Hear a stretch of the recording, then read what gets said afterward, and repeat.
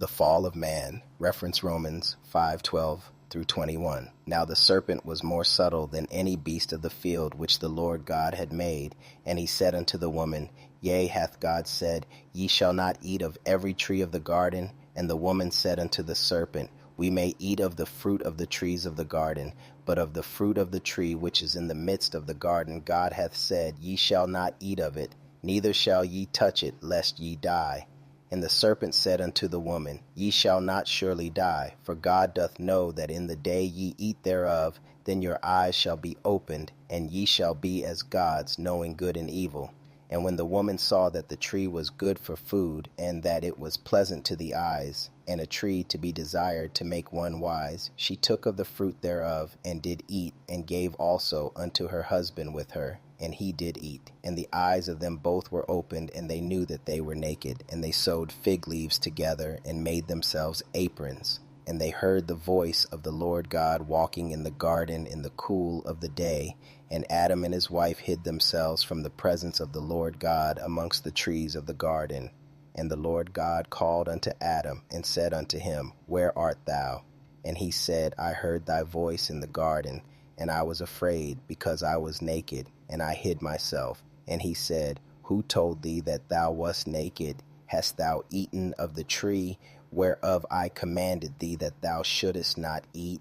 And the man said, The woman whom thou gavest to be with me, she gave me of the tree, and I did eat. And the Lord God said unto the woman, What is this that thou hast done? And the woman said, The serpent beguiled me, and I did eat. And the Lord God said unto the serpent, Because thou hast done this, thou art cursed above all cattle, and above every beast of the field. Upon thy belly shalt thou go, and dust shalt thou eat all the days of thy life. And I will put enmity between thee and the woman, and between thy seed and her seed. It shall bruise thy head, and thou shalt bruise his heel. Unto the woman he said, I will greatly multiply thy sorrow and thy conception. In sorrow thou shalt bring forth children, and thy desire shall be to thy husband, and he shall rule over thee. And unto Adam he said, Because thou hast hearkened unto the voice of thy wife, and hast eaten of the tree of which I commanded thee, saying, Thou shalt not eat of it. Cursed is the ground for thy sake. In sorrow shalt thou eat of it all the days of thy life.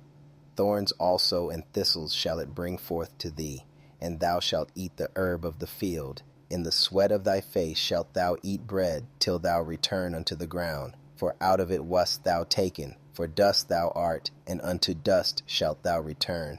And Adam called his wife's name Eve, because she was the mother of all living. Unto Adam also and to his wife did the Lord God make coats of skins, and clothe them. And the Lord God said, Behold, the man is become as one of us, to know good and evil. And now, lest he put forth his hand, and take also of the tree of life, and eat and live forever. Therefore the Lord God sent him forth from the Garden of Eden to till the ground from whence he was taken.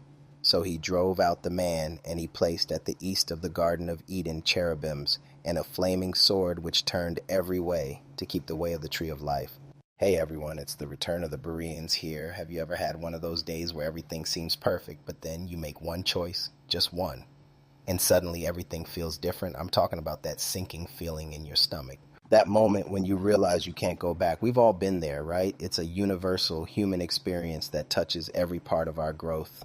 Today I want to take you through a story that defines that feeling. It's the story of the fall of man from Genesis. But we're not just looking at it as an ancient text. No, not today. We're looking at it as a roadmap for personal growth. Because honestly, if we don't understand how we fall, we'll never understand how to truly stand back up. So let's dive into this together. The story starts with the serpent. Now, the text says he was more subtle than any other beast. I love that word, subtle. It means he wasn't loud or aggressive. He didn't kick the door down. He didn't come at Eve with a direct attack. Instead, he used a question. Hath God said? It's that tiny seed of doubt, isn't it? That are you sure? Moment that we all face. Think about your own life for a second. When you're about to drift from your goals or your values, it usually starts with a subtle question. Does this really matter? Is it that big of a deal? And look at how Eve responds. She says they can't eat it, and then she adds, neither shall ye touch it. Wait, God didn't actually say that. She made the rule heavier than it was. We do this all the time when we're stressed or trying to be perfect. We create these impossible extra standards for ourselves. Then when we inevitably can't meet them, we feel like total failures. Then the serpent goes for the kill. Ye shall not surely die. He replaces the truth with a comfortable lie. He promises growth. Your eyes shall be opened. But he promises it without any responsibility. He tells her she'll be as gods. Isn't that the ultimate temptation? To be our own ultimate authority, to decide for ourselves what is good and what is evil without any outside guidance. It's tempting, so she looks at the tree. It's good for food, pleasant to the eyes, and desired to make one wise. It checked all the boxes, right? Physical, emotional, and intellectual. It looked like the perfect shortcut. She eats, she gives some to Adam, he eats, and then the shift. The text says their eyes were open, but not in the way they expected. They didn't feel like powerful gods. They felt small, they felt naked, they felt exposed. For the first time, shame entered the room. And what's the first thing we do when we feel shame? We try to cover it up ourselves. We go into fix-it mode. They sewed fig leaves together. I mean, can you imagine? Fig leaves are itchy, they're temporary, and they don't really cover much. It was a DIY solution for a soul-deep problem. We've all tried that. We still do this today. We try to cover our mistakes with busyness or fake success or by curated social media feeds. We sew our own aprons to hide the parts of us we don't like.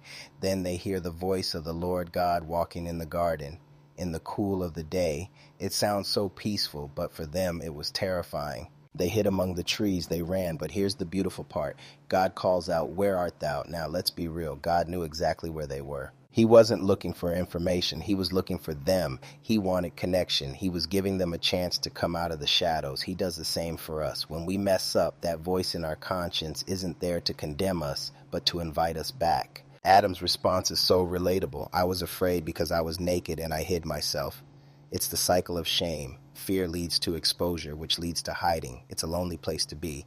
God asks, who told thee that thou wast naked? This is such a powerful question. He's asking, whose voice have you been listening to? Because it wasn't mine. Think about that for a moment. Then comes the blame. Adam says, the woman whom thou gavest to be with me, she gave me of the tree. He manages to blame Eve and God in the same sentence. Talk about a lack of ownership. And Eve, she says, the serpent beguiled me. Nobody wants to say, I made a mistake, I'm responsible, but growth, real lasting growth, starts the moment we stop pointing fingers at everyone else. You can't change what you won't acknowledge. As long as it's someone else's fault, you're just a victim. The moment you say, I did this, you regain your power to actually change your life. Now, the consequences come. The serpent is cursed. But right there in the middle of the mess, God gives a promise. He talks about the seed of the woman bruising the serpent's head. It's a spark of hope. Even in the middle of the fall, there is a plan for the rise. There's a promise that the struggle won't last forever. That's the hope we have to cling to when we feel like we failed. Then God speaks about the reality of their new world. Sorrow, toil, thorns, and thistles. Life was going to be hard. Work was going to be a struggle. It wasn't going to be effortless anymore. He tells Adam, in the sweat of thy face shalt thou eat bread. This is the reality of growth. It requires effort. It requires facing the thorns of our own character and working through them. And the finality of it, dust thou art, and unto dust shalt thou return. It's a sobering reminder of our mortality. Our time here is limited. What are we going to do with the time we have left? But then something amazing happens. Adam calls his wife Eve because she was the mother of all living. Even with a death sentence hanging over them, he chooses a name that means life. That's faith. And look at what God does next. He doesn't leave them in their itchy, temporary fig leaves. He makes them coats of skins and clothes them. This is so significant, you know. It's a huge shift. To get skins, an animal had to die. A sacrifice was made. God provided a covering that they couldn't provide for themselves. That's the definition of grace. It's being covered when you can't cover yourself. Finally, they are sent out of the garden, not as a cruel punishment, but as a protection. God didn't want them to eat from the tree of life and live forever in a state of brokenness. That would be a curse. Sometimes being driven out of a comfortable situation is actually God's mercy. It's the push we need to grow, to learn, and to eventually find our way back to a better version of ourselves. So here's my challenge for you today. Where are you hiding? What fig leaves are you trying to sew together to cover up your insecurities or your past mistakes? We all have them. I want you to try this today. Stop hiding. Step out from behind the trees. Acknowledge the mistake. Take full ownership and accept the covering that grace and forgiveness provide. You don't have to be perfect to be loved. You don't have to have it all together to move forward. The fall happened. Yes, it's part of the human story, But the story didn't end there. Your story doesn't end with your mistakes either. It ends with how you respond to the voice calling, "Where art thou?" Answer that voice today. This is the return of the Bereans, and I believe in you. Take that first step. I'll be right here with you. Until next time, keep growing, keep seeking, and keep coming out of the shadows. You've got this, and there is always a way back. Remember, the thorns and thistles are part of the ground, but they don't define the harvest. Your hard work and your willingness to be honest will lead you to a life of true meaning. See you soon.